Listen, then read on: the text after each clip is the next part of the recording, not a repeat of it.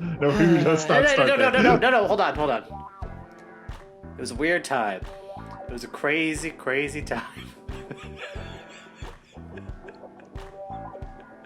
Are we rolling, Mo? Oh, wait, what? Yeah. How'd you know? Yeah, we are rolling. Oh, boy. I don't know if we could start the show like this, but we'll give it a try. We'll give it a try after that heavy talk we just had.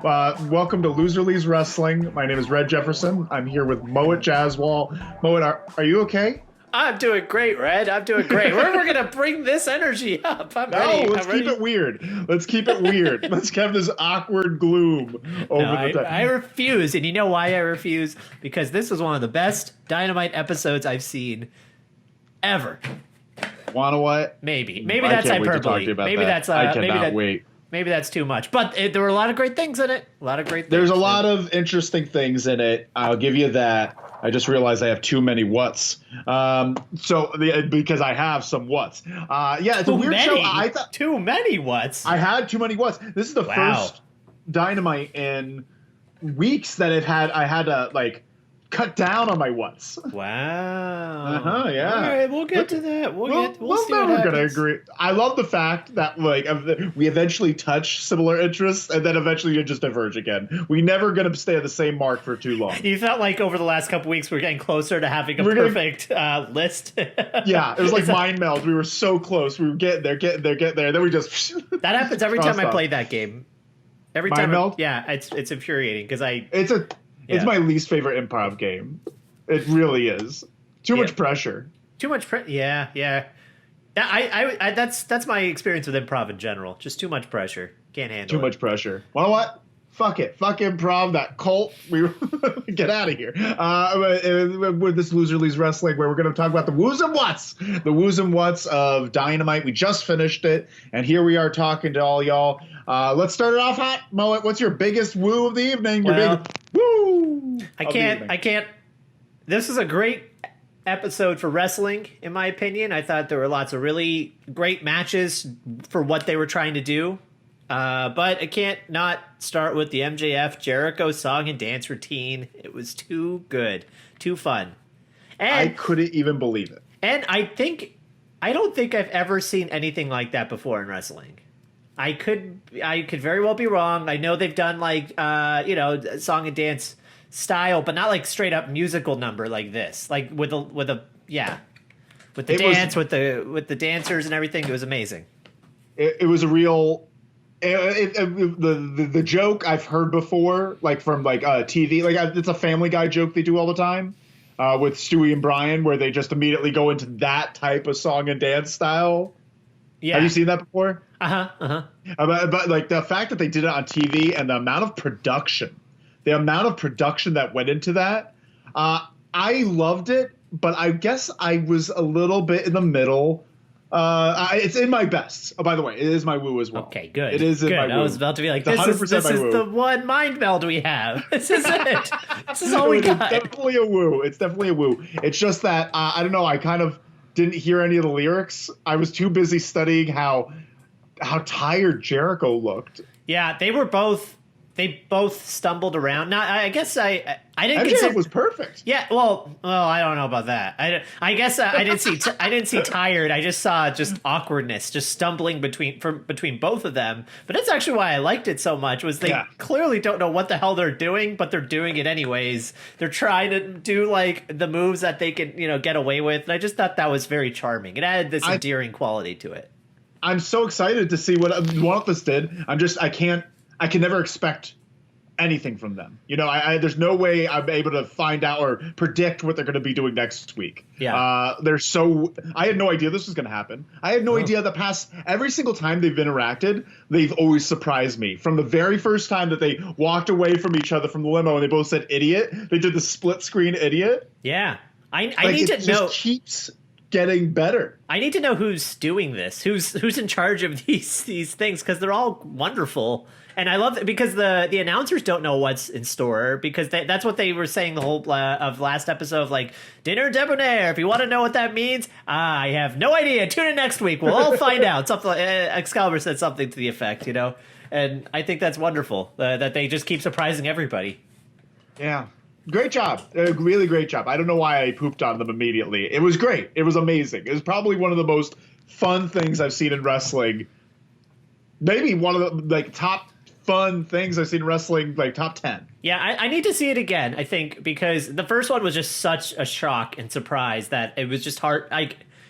I fell in love with it, you know. And you're right, I couldn't hear any of the lyrics, and the dancing was awful and potentially misogynist, but it was just so shocking that they would even do this in the first place. And the first little comedy routine they did of baked potato, 20-ounce steak with a baked potato, raw. I'm gonna scratch that, Thelma. Just the little quips in between, wonderful, very fun. Great job, MJF and Y2J. You're my two favorite duo, best duo. What's your next big woo of the evening, Moa? What's your next big? Oh, it sounds like you're. Did you want to go? You want to go next? It sounds like no. You. Well, I do kind of want to go because I had this thing that I had in mind, but then I realized I shouldn't because we both agreed on the last one. And it has you got to follow the rules. Yeah, these are you got to follow the FTR. Red FTR. If we agree, then that means I go next.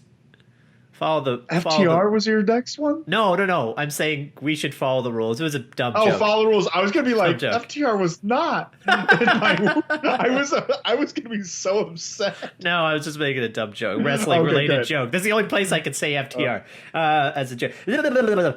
Number 2, I liked the Moxley and Kingston promos. I'm just packaging both of them together. I think because it's the same topic essentially, and they both kind of hit the same reasons why I liked it, which is bringing in personal connections of each other and using great imagery in them. The two I wrote was Mox saying, "I'm gonna beat and torture you until I get my friend back," which I thought was wonderful. Which is beautiful. Really beautiful, yeah. And then Kingston, do you think I like myself? Do you think I like what I became? I can't look at myself in the mirror, he says, and I think he just like that Kingston twist, that little add of personal touch, you know, of that's makes it so much more tragic, knowing that little hint of character of he's not just one-dimensional villain, whatever he's trying to become. You know, he appears to be. He's tortured inside, and I think that's great. Yeah. And I feel like this feud specifically started off terribly. I really hate how this feud started off personally with the weird, awkward, I'm your friend, John, blah, blah, blah. That he hits him in this weird shop. It was a weird hit. Everything about it was weird. But this week they really picked it up. Really, amazing promos by both of them. I think it's Eddie Kingston's best thing he's done since he debuted. Yeah. I think this was a really great promo. I love the lighting. The lighting when they were facing Kingston, where they had this big orange thing, but there's this little blue light. Yeah. It was perfect. Amazing. Great job. I'm actually excited for the match too, even though Eddie Kingston, I've realized not to get my hopes up with the match of his, but this, it's going to be a I Quit match, which I'm excited for just because I like the idea of them with their storyline in this match. Yeah, that's the thing. He's not, I don't know. He's an okay wrestler. He doesn't there's so many insanely impressive wrestlers today that I think potentially due to his age, he's kind of getting up there in years. It's not as exciting in ring, but what he brings again is emotion and story. If he has a story to hook onto, then it's killer.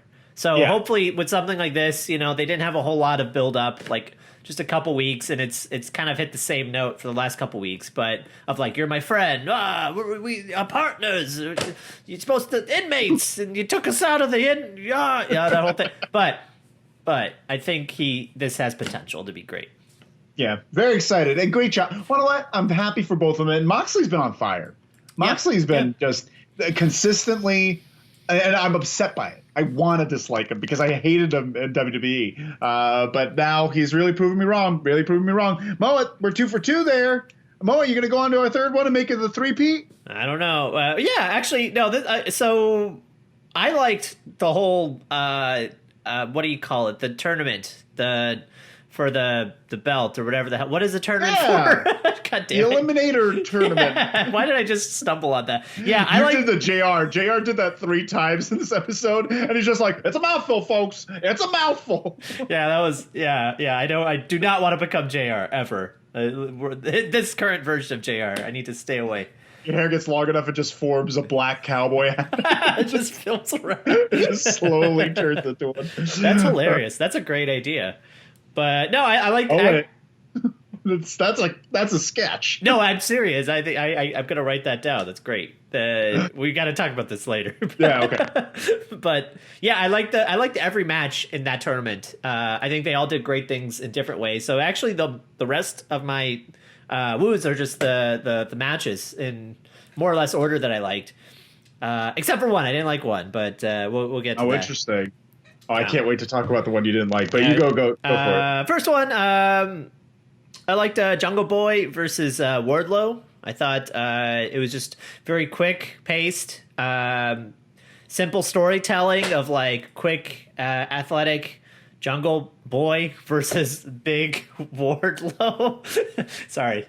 I'm just looking at your face and it's taking me off my game because I feel like you did not like this match. No, it's not that I didn't like this match. It's that I think you're trying to make up for the past few weeks when you had no wrestling matches in your woos, and now you're like, oh, the next 3 are going to be wrestling matches. I was so determined to make it like all wrestling this week, and then MJF and Jericho ruined everything for me. Well, their match, I was very happy that there's a different match. That was a very different match than what we've been getting recently.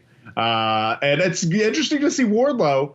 I thought it was a very good match. I have a question for you. What do you think of Wardlow? Tell me what you think. He's great. He's great. He's gigantic and athletic. He can do things that I've never seen before. I've never seen that F10 before. And that's a gift. When he can pull it off on Jungle Boy, like a smaller person is great. Yeah. What do you think of him? One of the thing is, this is almost certainly me being nitpicky. I think he sells too little. Too little for Jungle Boy. He's not that tall. Oh, wait, too little? You said... Yeah, he sold too little. Wait, too much? Too little. So essentially, Jungle Boy was coming at him like with everything in this match. And from the beginning, he just kept hitting him with things. That should knock someone that's 6'4" down. Oh, I see. Yeah. He's not Brody Lee. He's not like someone that's really like almost hitting 7 foot. I feel like the amount of offense Jungle Boy made Jungle Boy look like shit a little bit. Okay, that's interesting. I didn't see that personally because to me the physical appearance of both of them told that story for me immediately. Sure, that's true. The guy just looks incredible. So I believe that he can be that monster character that they're sort of trying to build him to. And so it worked for me. I thought, Jungle Boy just kind of like, he looks smaller and weaker compared to Wardlow, and so it makes sense to me why his offense didn't hit. He had to be creative with his offense. Yeah, you're right. You're 100% right. You're 100% right. It's just that I guess there's something about Wardlow that I'm not liking. I'm not picking up what he's putting down. He's starting to rub me the wrong way. Is it the man bun? Is it that? Is it the hipster haircut? I don't mind the man bun. It's his face. His face doesn't look like he cares. He just doesn't look like he cares enough. He comes out and he does this little thing, and he's in the ring, and he's no facial emotions. He's always screaming. He's constantly screaming and going, bah. No, he's showing his teeth. He's doing that. He's doing that stuff, but I don't see anything with his face. His face looks disinterested. Wait, all right. Tell me one wrestler that does more with their face. Oh, Colt Cabana. He's all over the place. Colt Cabana with his face. Get out of here. He's good in other ways. Jungle Boy does stuff with his face. He looks determined at times, and then he looks like desperate. You know? Everyone does. Luchasaurus has better facial expressions. All right. We'll table this. We'll table it. All right, now moving on. Because we disagree with that woo. My next woo is Kenny Omega all night, every night. That was the best. That was so great. From the entrance, from what Justin Roberts was saying, Justin Roberts, where he's just like, he had a match in South Carolina once. North Carolina. He mentioned North Carolina. I remember that because it was so specific to my home state. I was like, why would they bring that up? Yeah. Sorry. And then his quick match with Sonny, I was so Moet. You couldn't imagine how happy I was having these 40-minute matches on AEW Dynamite, and then I get a good, simple, he caught them, you know? Kenny Omega caught them. He grabbed them, finished them fast, super fast. I loved it. I loved it so much. I liked it a lot as well. I think one of my whats, which I'll just bring up now, I think, if you'll let me, because there's not much to say. If you'll let me, you dictator. It's a... Yeah, but it's I of all the people, I hate that Sonny Kiss got that treatment. I think Sonny's barely on TV. He's on Dark a little bit, but he needs a bigger moment. Like, he deserves better, I think. And it's frustrating to me. Like, they could have put anyone in. I would have been really happy that if Joey Janela was the one that got that squash, I wouldn't have cared at all. But that's just one caveat that just like ruined it a little. If I may. First thing, Joey Janela. I'm just so tired of Joey Janela. I do not want to give him any. No offense. Yeah, he's fine. No, me too. But that's why it would be great if he got squashed. No, the reason I like Sonny Kiss getting squashed is because, and the reason why, like Kofi Kingston lost against Brock Lesnar, and Brock Lesnar lost against Goldberg. You could beat someone super fast and they won't lose legitimacy. It's like, oh, you caught them off guard. As soon as Kenny Omega got in the ring, got the upper hand, finished the match immediately. So you could lay a suspension to the fact that, Sonny Kiss was distracted. Sonny Kiss wasn't ready. Sonny Kiss got caught off guard. Bing, bang, boom. You lost one big in the beginning. What this allows is, as Kenny Omega goes on, this is going to be Sonny Kiss's first big feud. This is going to be Sonny Kiss's first big feud, because I see Kenny Omega going on. And it's going to be him versus Hangman. And maybe Sonny Kiss stops him from winning. Or maybe something like that, or maybe even further in the future, Kenny Omega goes on, he wins the championship, and then Sonny Kiss comes out. I see this as an opportunity for Sonny Kiss to fight at a different level. I like your enthusiasm. I like where you think this is going. I like your positive attitude. I don't think any of that's going to happen. I don't.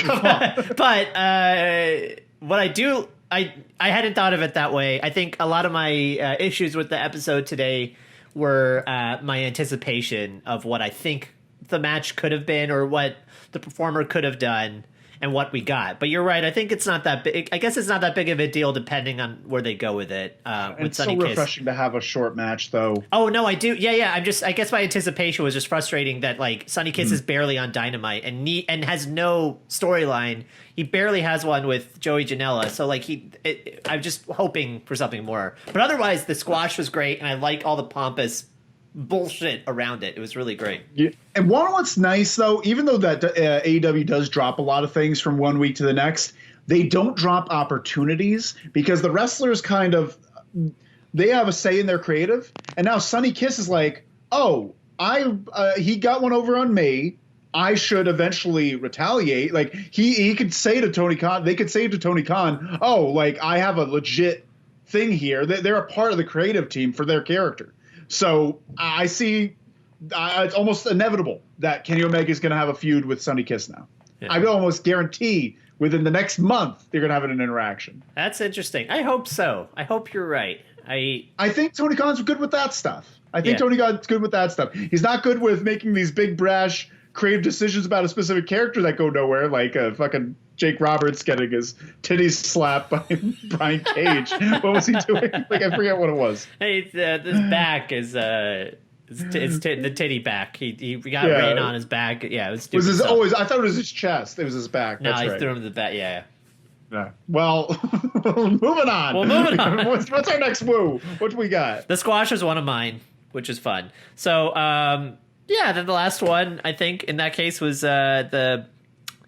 I guess also kind of throwing it all together, which was the Hangman Page versus Colt match. But starting with that promo, which John Silver stole the show on that, first of all. He acted like a little Hulk Hogan, just hopped up on Diet Mountain Dew. It was wonderful. I didn't understand John Silver until this very moment, when he took the mic and he goes into this really good promo, like just about, we don't like you, but of course you're gonna win. Then we're gonna win, and then Mr. Brody Lee's gonna win, and then he just starts flexing, like amazing, amazing, and he shined in this match. He shined. Colt did? What? Oh, I was talking about the Colt. Oh, in his match. I'm saying he shined in his match. Oh, okay. But we'll talk about that. But yeah, Colt, and also Colt. I love Colt's matches. I like Colt's moves. I like Colt's storytelling. I like him a lot. Yeah, I thought it was really smart to have him do a promo before the match because it feels like one issue with tonight's episode as well is that just about every match felt predictable. Like, of course, Adam Page is going to win so he can face Kenny Omega. So that nothing was very exciting as far as the outcome. So I think it was smart that Colt had a promo because it gives just the simple idea of just hearing another human discuss why they want to win a match makes me want to root for him, or it just gives a little bit of empathy to be like, oh yeah, okay, now he's going for something, he's trying to prove something. So if he didn't have that, it would have just felt like a glorified squash match. But now it felt like there's some drama to it. Of like he can't let John Silver down. He's got to win, Poor John Silver. No, but there's so many things that could happen with this, which I'm excited about. You touch on something, the fact that we know who's going to be in the finals of this. But I'm so curious because this is a very interesting tournament, and especially with what happened with Kenny Omega and Sonny and what's happening with the Dark Order and Colt. Like after the match, they took Colt away almost like, are you okay? Like very taking care of him, being very gentle. And I had this thought about what Colt Cabana's character is or where his place is in the Dark Order. Because Dark Order is a cult, right? Yeah. Dark Order is a cult. And Colt Cabana is the Tom Cruise to their Scientology. Yeah. Like they kind of like, oh, look how great he is. He's so funny. He's not really a part of us, but he hangs out with us. He's cool. He's not don't worry about him. Like it's this weird dichotomy where they want to protect him and he's always so favorable to him. And I'm curious, like, I don't know what's going to happen at the end of this tournament, but I feel like either Sonny Kiss is going to get involved with Kenny Omega to cost him, or Dark Order is going to come in to help. I see Hangman Page winning, and I see Dark Order standing behind Hangman Page. That's an interesting concept. I personally don't think that's going to happen because AEW has sort of like they have a rule of like almost never allowing DQ finishes or like shady finishes to happen. Like it feels almost over strict on how they do that. I think it's just going to be a straightforward match at the pay-per-view and push whatever storyline they want of like Kenny becoming the cleaner or whatever it's going to be, I get that. I just think for fun storytelling to not have a clean win here. I don't think there should be because I want their story to go on longer and I want it to eat away at Kenny. Yeah. Yeah. He came out too cocky and confident. I wonder where that's going to bite him in the butt. I wonder where that's going to go. Or if he's just going to destroy everyone, that could be just as good. He was on that tear like in 2018 or whatever it was. So like he should be that good. He should be the best in the world. He just dropped the ball over the last year or just had other priorities. So yeah, I guess they're just building. One of the things is I'm happy that the Elite didn't just rise to the top. They knew their stance. They realized they have to get other people over first. They're confident they could get themselves over, obviously, Yeah. So like I appreciate the way they did it. They had Cody be the top-ish, Cody and Moxley, and then they just kind of hung out on the sides waiting their turn. Yeah. More or less, yeah. I think they missed a lot of opportunities, especially with Kenny. Yeah. I think it was a silly move, unless there were just personal reasons I'm not aware of. Like maybe he just wanted some time off or had a lot of like backstage like business roles to deal with. But as far as just what we're seeing in the product, like I think they missed some major momentum he had from New Japan.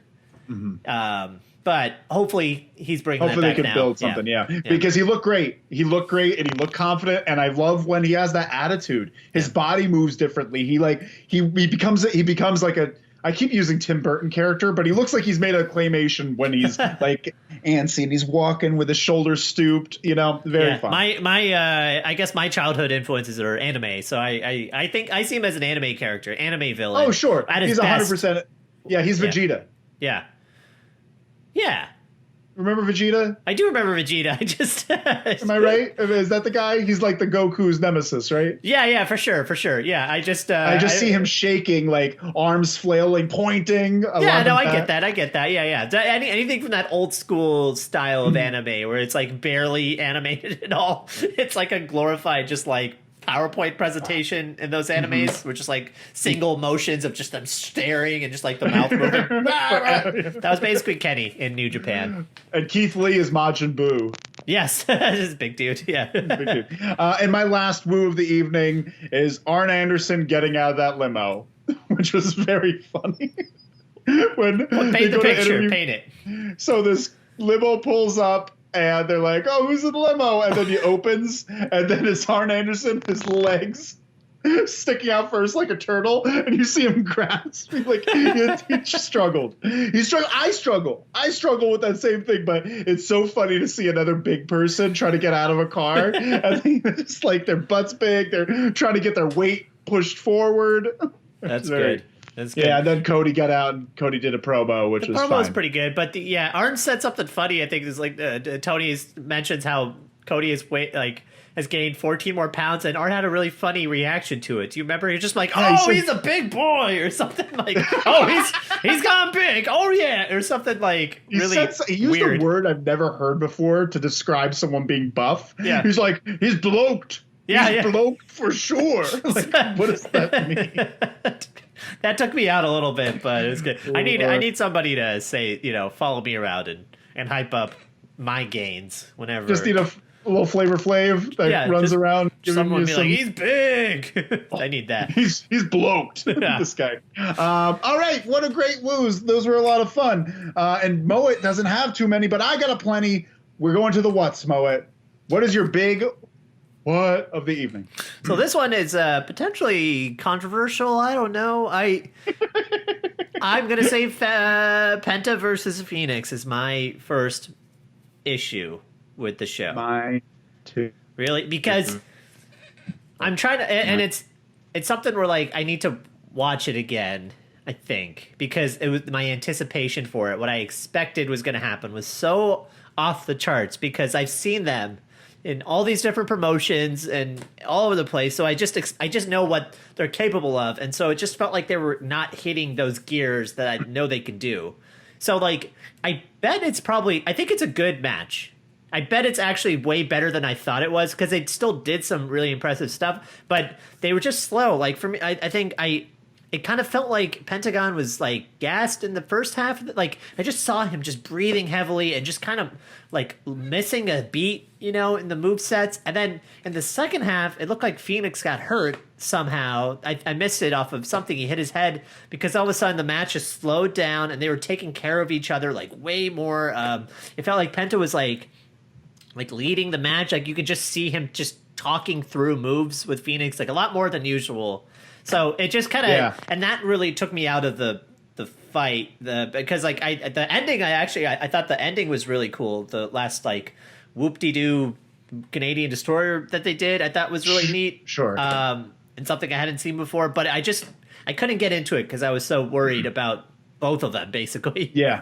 I was pretty bummed. Because I've seen them fight each other before, and I love it because they know each other so well, and and that sequence they did in the beginning of this was great, where they had the like, I know everything you know, so I'm gonna block everything you do, and vice versa. And they kept going, which was wonderful. And then it took a halt when they went for the chopping contest. Yeah. That first time they did the chopping contest, they took too. I get the thought behind it, like, oh, let's see how much of a man you are, little brother. Okay, big brother, that type of deal. But boy, it took so long. Then he dropped, and then I think Fenix hit his head, and then it got weird. And none of them sold anything. Like he hit his hand. Remember when Pentagon hit his hand on the thing? Yeah, slapped his hand on the turnbuckle, the pole. And he sold it, and it hurt it. Like, everyone heard it. And then he talked about it on commentary, like, oh, it's going to affect his strikes. Never talked about see it again. There's just a few points in the match where I was like, why even do it? I was also bummed out that he did the arm breaker move, whatever. I don't know if there's a real name to it. Yeah. The arm snapper deal. Yeah. The arm snap-o-matic. in Lucha Underground, that was a feared move. That's a finish. That's finished. It's literal finish, and that these wrestlers don't come back for 2 weeks to a month or something. Like, they're just off TV. Obviously it doesn't actually hurt them or like break their arms, but like they build it up like that. So I think that was my anticipation as well. Like, I mean, I was primed to think if you do that move and they were saying it on commentary, like, oh, he's gonna break his arm. So I thought they were actually bringing that concept back. I would love that. And then he was just fine, and then won with a Canadian destroyer. So, and what good storytelling that would be if he broke his, because they want Fenix to go over. Fine, break his arm, and then Fenix didn't even sell it afterward. He didn't even sell it. Oh, so the thing gosh. is, if he sold it, if he didn't do the Canadian Destroyer with 2 arms, he used 2 arms to do the Canadian Destroyer, Canadian Destroyer too. Don't get me started. But the fact is, like, they could have had him do that, broke his arm, and then win the match with a schoolboy distraction, something. So then when he faces Omega next week, there's a reason why Kenny squashes him real fast. I want Kenny to squash him super fast, and there's a good reason, because he has a broken arm because his brother gave it to him. Yeah, it comes in with a bandaged arm. He can bear it, like he really sells it, like he just doesn't use it at all. I don't know. That would be good. If they don't show, if they don't pretend that it didn't happen, or they don't show the aftermath of the match, I would love for them to just have him in a sling when he comes out, or like a bunch of tape or something, just to sell the fact that, that move will fuck you up. Yeah, what am I talking about? Yeah, it's a sling. I'm thinking like Popeye or a cartoon. It's just an entire bandaged arm. Nobody does that. Like that? Yeah. You ever seen, yeah. What is that from? Rookie of the Year? No, what's this? What's that? It's a movie where this kid breaks his arm. He's a baseball player, breaks his arm, and then when it comes out of the cast, whenever he puts his arm up like this, it snaps forward. So he has an amazing fastball. It goes 100 miles per hour, and he breaks the doctor's nose when he takes it off. That's good stuff. That's a good comedy.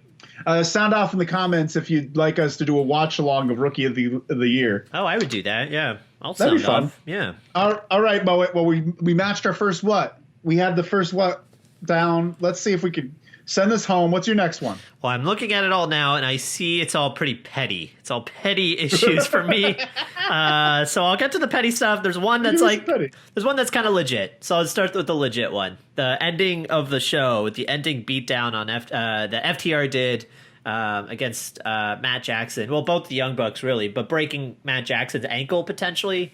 I thought it was all phony. I wasn't into it. I thought just the execution, the whole thing was weird. I thought, it's a lot to go over, I think. Because for one, the surprise timekeeper shows up, hits very gently, grazes Matt Jackson's back with the chair, and then the commentary team is selling it like, "Whoa, who is this guy?" And it's a big deal.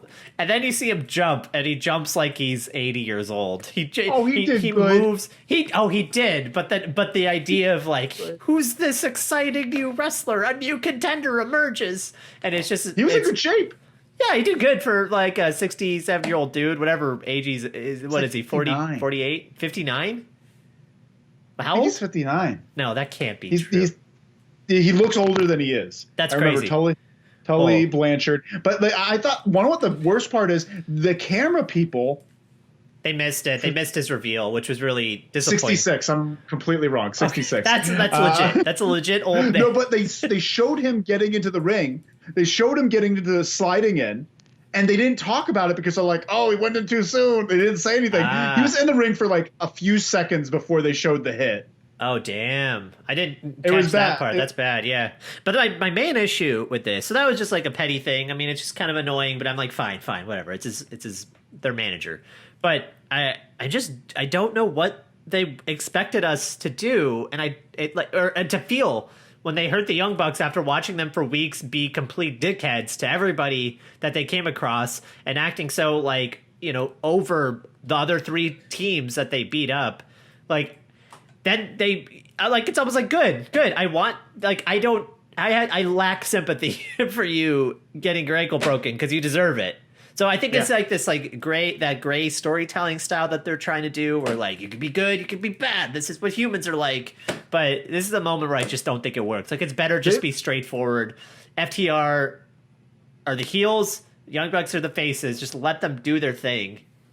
You can't, The tag team division is the most stacked in AEW than it is anywhere else. And I feel like it's the worst booked. Besides the parking lot match, which was a rare exception, all of it is just jamming them all together and seeing what they could do, or having these one-off matches. No real stories. And the stories they have, like this one, FTR just wants to drink with these guys.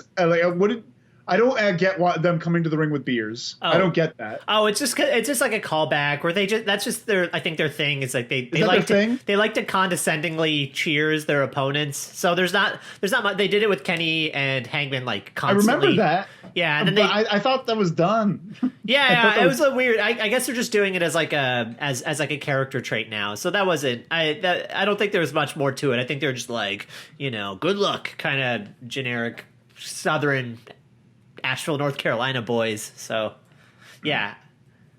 But yeah, otherwise, I'm just not sure where they're going with it. I don't know why I don't know. I wish they just let the Young Bucks be heels, because that's what they declared they wanted to be.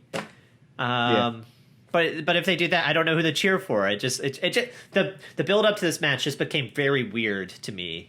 Yeah, it doesn't make sense. I don't know why I want to see FTR versus Young Bucks anymore. Yeah, I was excited. I've been excited about it for a while, but it just this quick thing. It just kind of deflated it for me. But The match will still be fun.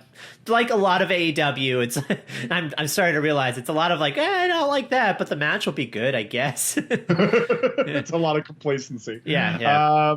That was not my next what. Interesting. My next what will be. Okay, Eddie Kingston on commentary. Yeah, that was mine. Oh, swerve.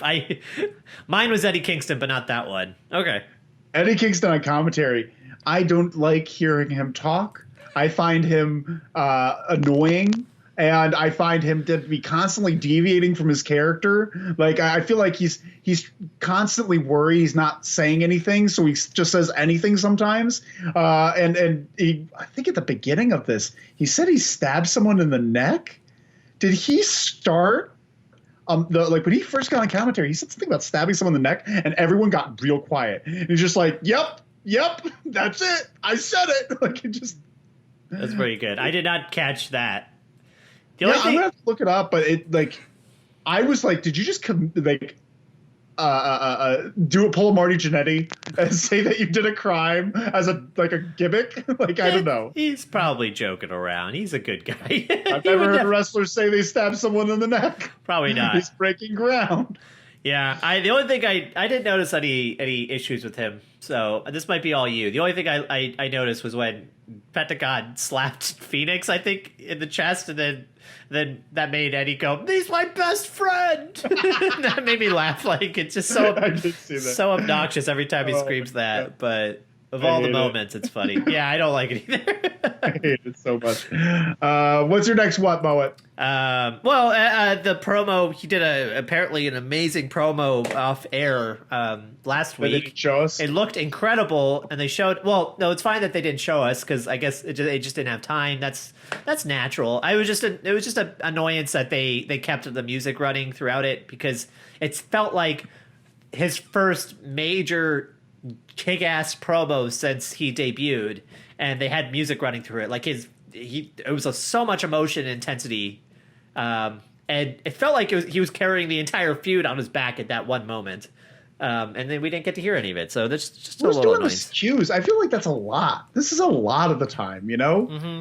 It happens very often where these little things, and I know that they're like, it's been like a handful, but like on TV, it's a lot more glaring. Yeah. All right. Well, my next what goes to. This is just more of a question. What is Team Taz?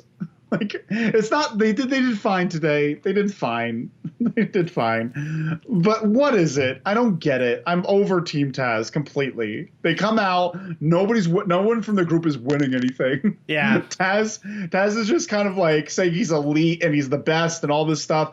And these two idiots are just standing behind him while he just buffles around. And Brian Cage, bless his heart, never give him a mic because he's a charisma black hole. He just takes it all. He just takes all. It's dead. It's depleted. They know it too. You could tell they know it. I mean, Taz didn't even give him the mic. He held the mic for him like a baby. You know, just like. And then Mickey takes it and he goes on this whole spiel, and you see Brian in the background being like, "Oh, he's doing pretty good." Yeah, I love that. Yeah, Cage just had his one thing to say. It's okay, 'cause, I mean, it seems like they all know that he shouldn't be on the mic, which is why he's with Taz. So it feels a little unfair to like make fun of him, but it was very funny when he said his one catchphrase in a mediocre way, and Taz was like, "That was great. That was great. That was great," and then just moves on. No, but the thing is, like, if he has that problem, don't give him the mic. Being a scary badass is much more intimidating than hearing him be like, "Yeah, well, who better than me? The machine, not you. Not you, Will Hobbs." It sounds like a weenie. He sounds like a weenie when he talks. So I'd rather him say nothing and possibly sound badass and say something. What is that? Better to sound like an idiot. What is that joke? What is the thing? Better to be quiet and not look like an idiot, or say something and remove all doubt. Sure. It was a really good saying. Yeah, it's a really good saying. Makes sense to me.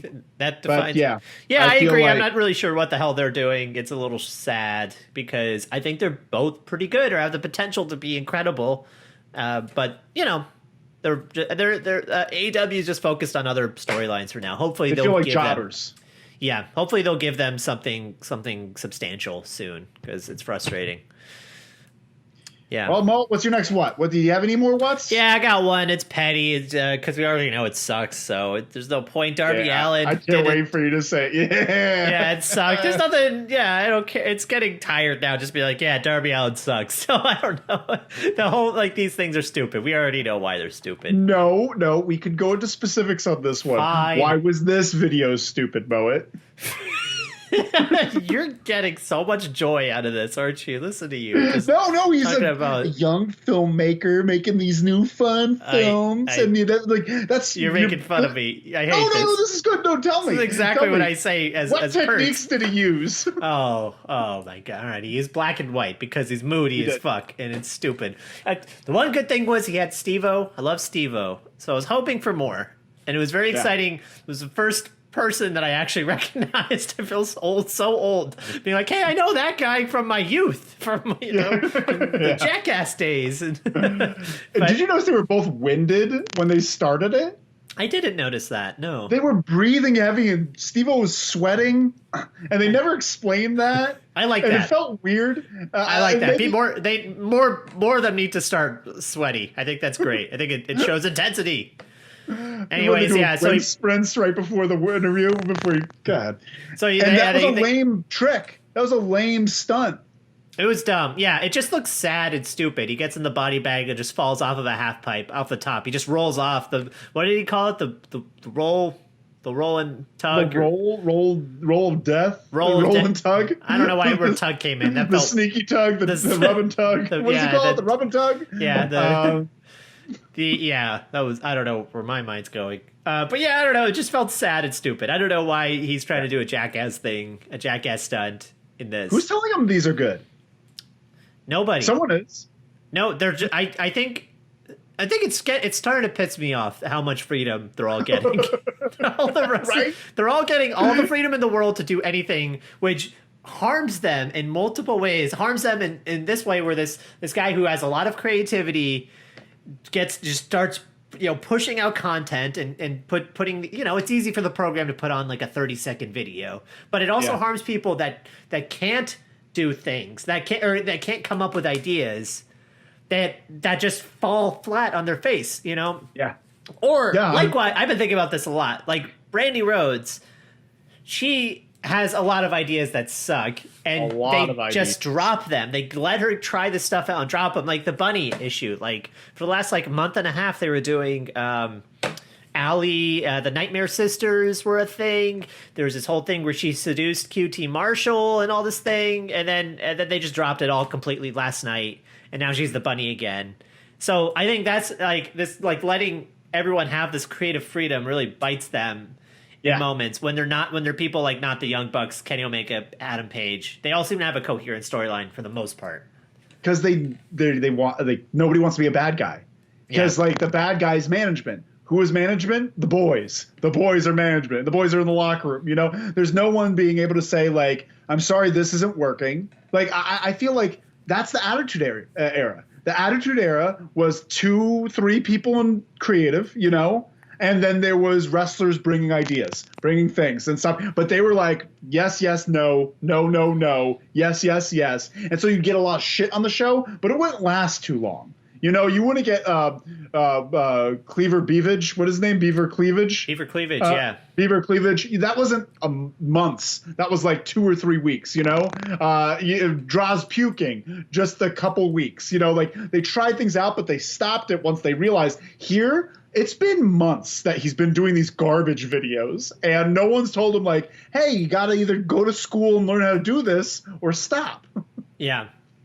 Yeah. You gotta go to school, like go to film school. Yeah, you wouldn't allow a wrestler in the ring if he wasn't trained. Yeah. Why are you showing his poor videos where that look bad, make your company look bad, make the wrestler themselves look bad? He looks like a weenie. I agree. He looks like how Brian Cage sounds. His stage presence is fantastic. Like when he's actually wrestling, and even though it's kind of cheesy when he like goes down the ring with on a skateboard holding the body bag, like I'm into it. I think it's just that like riding that line of not being like silly or like, but like kind of it just looks cool in my opinion. You know, I know where he would do well. What's that? And what I would love for him, he should join the Dark Order. You want everybody to join the Dark Order? That's no, I want them to get rid of. Who was that guy that was with John Silver? Alex Reynolds. Tonight? Alex Reynolds. Peace. Nah, well, he's fine, but they're a tag team. Rough. They work together. They're working together. Yeah, John Silver's going to bring him up. Nah, he's going to bring him up. Darby Allin. Have Darby Allin go over there and just have him be in the mix. This guy that's kind of on the outside. Let him be a Sting character. Just kind of on the outside. Kind of doing his own thing, but you know what? He's there to support the Dark Order because they support him. And that's what I want. That's what I want for Darby Allin. Okay, fine. Or give him a fun manager. Who would be a fun manager in a world where he was still alive? Paul Bear. Like, I would love for him to have a spooky manager so that Darby could never talk. I don't want Darby to talk ever again. I don't think that works, though, because you just said he's supposed to be like Sting, and I think that's his whole thing is he doesn't talk. He talks very, like minimal amounts if he does. So he's supposed to be kind of the brooding, angsty teenager. Like, I think that's what, like, his strengths. Yeah. And his fighting style kind of has that kind of brooding teenage kind of feel of just like very feisty, all over the place kind of thing. So I don't know. If he were to go the Dark Order, I think he probably would be doing what Anna Jay's doing, which is just sitting in weird places in the background and not talking. But it would be tough because he's like he's being pushed as one of the stars of AEW. You know that the woman that's on Dark a lot. She's got like white contacts on and she looks like she's like a dead doll. You mean Abaddon? Is that her name? Well, she's like a zombie. The zombie. Yeah. They should be a pair. They should be a pair. I would love for that. Brad, what are these ideas? These are all over the place. But I'm giving Darby Allin purpose. Yeah, but Abaddon is like an undead zombie queen. Like she doesn't talk to any. She doesn't even speak English, as far as I know. Let me say this. I think they should take her character and take it from 15 and bring it down to a 4 because it's too much. It's too much. I agree with that. She's gone off the rails. Bring her down to a 4. Take out one of those contacts. Give her a mic. And have her be the talking piece for Darby Allin, where she's just this like I've decided it's so. Okay, all right. I can't. I'm not gonna persuade you. This is it. I don't think you can. I don't. Yeah. All right. Fine. This is. Well, that's the WOOS and WHATS. That's the WOOS and WHATS. That was very contentious, but I think we'll be okay. I think we're going to get through this. Yeah. I think we're going to get through this. Make sure to follow us on all the things. Loser Leaves Wrestling on YouTube and on Instagram, Loser Leaves Pod and at Gmail. Please send us some questions for the mailbag because we're going to be hitting that mailbag hard this week. And make sure to review us. For Christ's sakes, please review us. There's still, I know there are people that download it. I just know there are people, and I know who you are. And you've gotten texts. You've gotten texts from me. There you go. There you go. You tell them, Red. That was great. Yeah. Moet, who's your favorite video game character you would want to oh boy. drink with? I don't know. Okay, I didn't know where that was. Duke Nukem. Hell yeah. Oh, you'd want to drink with Duke Nukem? Yeah, he looks what would insane. you say to Duke Nukem right before you got into a barroom brawl? What would you say right before? Say it, Moet. Go get him, Duke. Yeah, bye everyone. I don't remember any of his catchphrases off the top of my head. What does he say? He says baby. He says groovy baby or something like that. I don't know. All right, goodbye everybody.